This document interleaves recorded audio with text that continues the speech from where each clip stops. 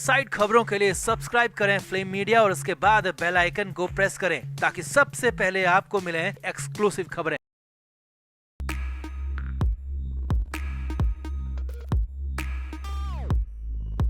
तो पूरे देश के साथ ही महाराष्ट्र में भी लोकसभा चुनावों की गहमा गहमी बरकरार है। अब इसी बीच उद्धव ठाकरे और संजय राउत के मराठी वोटर्स वाले बयान ने तो जैसे संग्राम खड़ा कर दिया। दरअसल उद्धव और राउत ने हाल ही में की गई रैली में कहा कि मराठी वोटर्स तो उन्हें विरासत में मिले हैं, कोई भी मराठी वोटर्स को हमें वोट देने से रोक नहीं सकता। उद्धव ने कहा कि बीजेपी कितना भी प्रलोभन दे ले, राउत ने कहा कि शिंदे कितने भी पैसे बांट ले, मगर मराठी मतदाता हमारे साथ थे, हैं और रहेंगे। अब उद्धव राउत के इसी बयान पर महाराष्ट्र बीजेपी बुरी तरह बिफर गई है। महाराष्ट्र बीजेपी अध्यक्ष चंद्रशेखर बावनकुले ने उद्धव और राउत को खूब खरी खोटी सुनाई। तो पूरा मामला आपको बताते हैं, साथ ही अब यूबीटी नेता मीडिया के सवालों पर क्यों चुप्पी साध रहे हैं वो भी बताते हैं। आप भी वीडियो को शेयर करें और अपनी राय कमेंट बॉक्स में जरूर दें।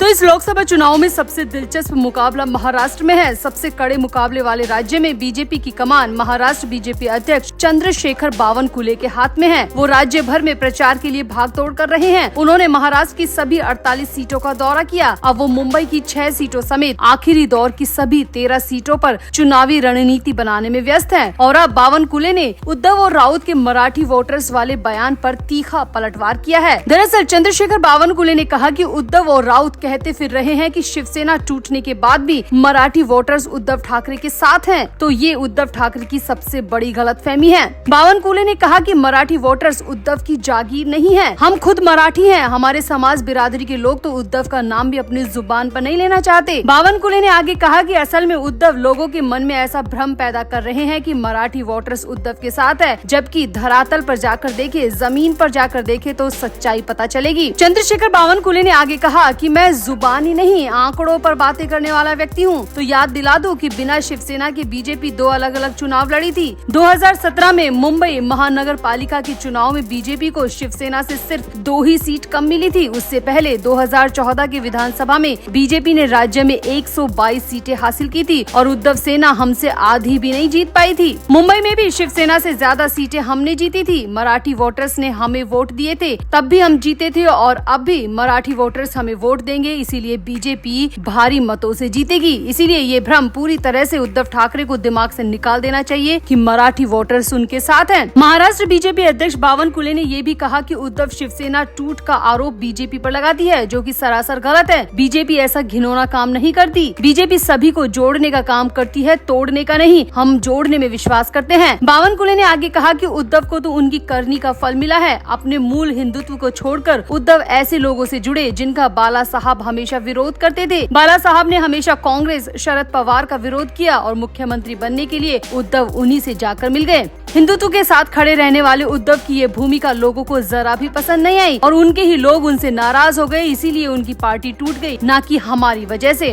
बावनकुले ने कहा कि उद्धव को तो 4 जून को हर बात का जवाब मिलेगा कि मराठी वोटर्स उनके साथ हैं या फिर हमारे साथ। वैसे अब सामने आया है कि बावनकुले के बयान के बाद उद्धव ठाकरे की पार्टी के नेता भी मराठी वोटर्स वाले बयान से दूरी बना रहे हैं, मीडिया के सवालों के जवाब देने से बच रहे हैं। वैसे आपको क्या लगता है, मराठी वोटर्स किसके साथ है? उद्धव ठाकरे के साथ, बीजेपी के साथ या फिर एकनाथ शिंदे के साथ? आप भी अपनी राय कमेंट बॉक्स में जरूर दें और वीडियो को भी शेयर करें।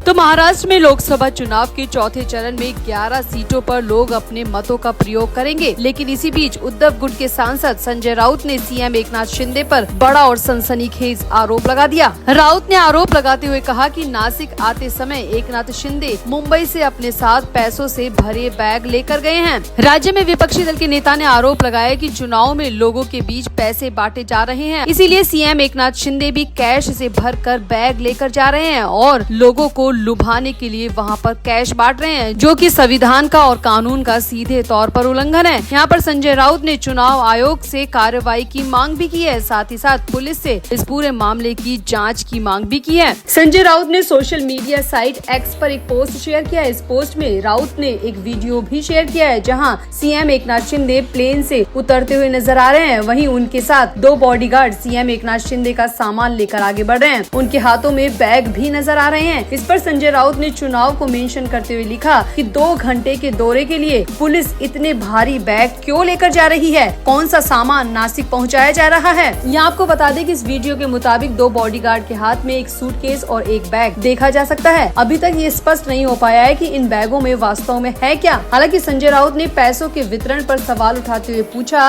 कि मुख्यमंत्री अपने 2 घंटे के नासिक के दौरे के लिए इतने सारे बैग क्यों लाए हैं। मीडिया से बातचीत में संजय राउत ने कहा कि शिंदे जनता का समर्थन होने का दावा करते हैं, ऐसे में उन्हें मतदाताओं को प्रलोभित करने के लिए पैसे बांटने की जरूरत क्यों है, क्या वोट पैसे देकर खरीदे जा रहे हैं। हालांकि इस मामले में शिंदे गुट की शिवसेना के प्रवक्ता संजय श्रीसत ने राउत के दावे को खारिज करते हुए कहा कि बैगों में कपड़े थे। उन्होंने कहा कि इस प्रकार के दौरों के दौरान नेता अपने साथ कपड़े बैग में लेकर जाते हैं। वैसे वाकई में एकनाथ शिंदे 2 घंटे के दौरे के लिए गए हैं तो इतने बैगों की जरूरत क्यों है, 2 घंटे में कितनी बार कपड़े बदलने पड़ते हैं। हालांकि अभी तक खुद शिंदे की तरफ से इस मामले में कुछ नहीं कहा गया है। वहीं बीजेपी ने भी बैगों से संबंधित सवालों से दूरी बना ली है। शिंदे की शिवसेना के नेता भी इन सवालों से बच रहे हैं। तो वाकई में आखिर में इन बैगों में है क्या, अब ये सवाल महाराष्ट्र की जनता के मन में भी आ चुका है। वैसे राउत के आरोप पर आपका क्या कहना है, क्या संजय राउत हर बार की तरह बेतुकी बात बोल रहे हैं या फिर आरोप सही है। संजय राउत पुलिस और चुनाव आयोग से जो जांच की मांग कर रहे हैं, आप उससे कितना सहमत है, अपनी राय कमेंट बॉक्स में जरूर दें और वीडियो को भी शेयर करें।